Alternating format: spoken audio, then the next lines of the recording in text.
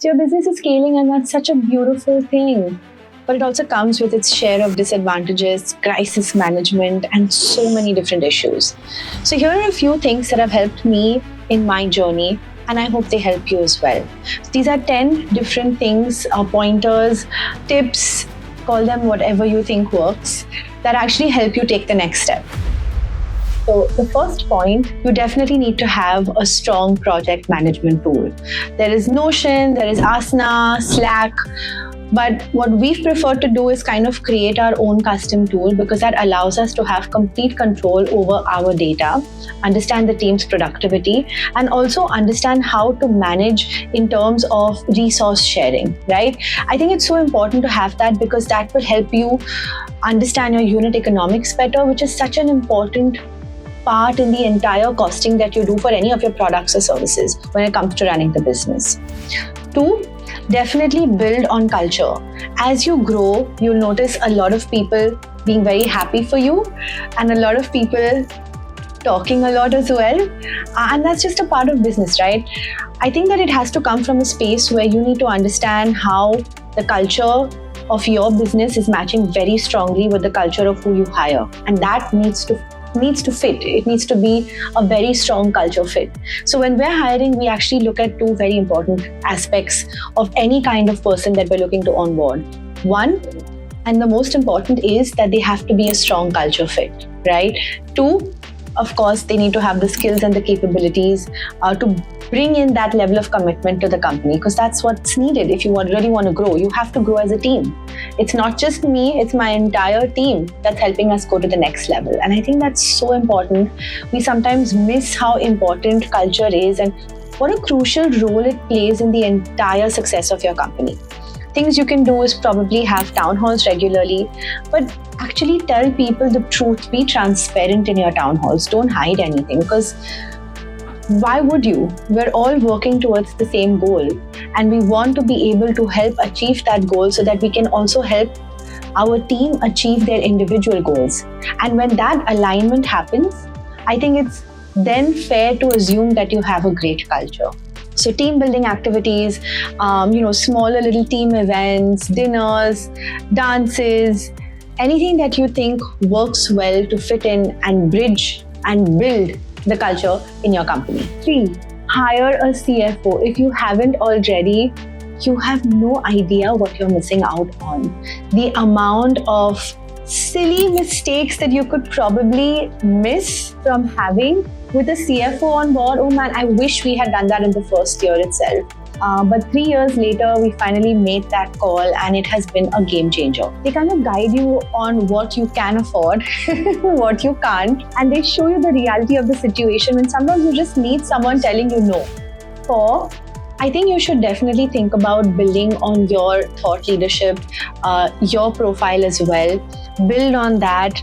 Try to become a little bit more known on LinkedIn, on Instagram, whichever platform works best for you, Twitter, X. Just try to make sure that people understand what you're doing, why you're here, and what value you can give to people following you. It definitely helps impact the business in a positive way, definitely helps you to grow the business and organically bring in more leads for your business. 5, we should have a CRM. If you don't have one, I don't know what you're doing. You're probably missing out on so many leads that you need to call. There's probably a complete gap in process, and you're wondering why you don't have a strong system of leads being managed correctly. So you definitely need to have your own CRM. You could look at different ready CRMs, or you could make a custom one and retain that data, have more control over it. We've actually done that. We actually built our own custom CRM, and we're very, very happy with that. And we're actually selling that as a tool to other clients as well. So that worked out well. 6, try to have a very consolidated central data point. Call that your data truth center.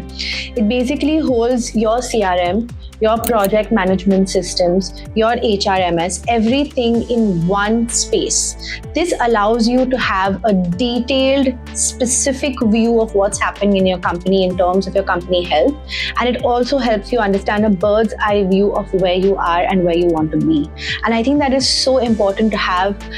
Maybe if there were more affordable systems and processes for this, I would recommend that we had it in the first year of starting our business. But because it's difficult to maintain that, and because we haven't achieved that level of scale or need for something like this, we use Excel sheets and we try to kind of consolidate everything in one space. However, this has been a complete game changer for us. It has opened up our eyes to so many things we thought was amazing. It wasn't. And it just gives you such a reality check that I think is so important when you're in that space of continuous growth. 7, you definitely want to make sure that you're grooming your middle layer of management. You want to have them go on to the next level. You want to have them take more decisions, get more empowered, and lead their own teams as well. I think this is so important primarily because when you are growing, every individual in your company is growing with you, right? That is the entire piece we spoke about in terms of culture alignment. And having your middle level management, who's of course chosen very well, picked with a lot of insight and detail and analysis, definitely needs to be the second in command to lead your team if you want to grow quicker. You can't be everywhere all at once. And I think that that is definitely one of those issues that a lot of growing companies face, because the founder is always so involved. And I think it's important for the founder to be involved. So don't get me wrong. I just think it's important for also giving and empowering your middle layer of management to take on the next step and bring in their ideas, different perspectives, fresh thoughts, and see how you can kind of scale quicker. 8, similar to your middle level management is, I think that because we are everywhere all at once, or rather want to be everywhere all at once and cannot be everywhere all at once, we end up being a huge bottleneck to our business. And that is a major problem when it comes to any kind of, I would say, a founder-led business, right? Because we want to give approvals for everything, but we're busy in a meeting, or we're busy on a client call, or we're busy traveling for a meeting. And it's just so difficult to manage your time well, even though you'll try your Pomodoro technique, even though you'll try time management in any other format or manner, it is always going to be difficult for you to be a one-man show as you scale. And so having the technology, having the right leadership in place definitely helps you scale better and not be everywhere all at once. So this is point 9, I think. Definitely have a strong system for communication. Do you have a process for communication flowing from you to your team and from your team coming back to you?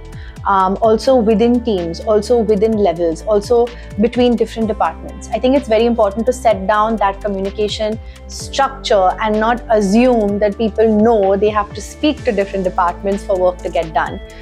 Very, very important. And honestly, it's such a small, easy thing to kind of implement.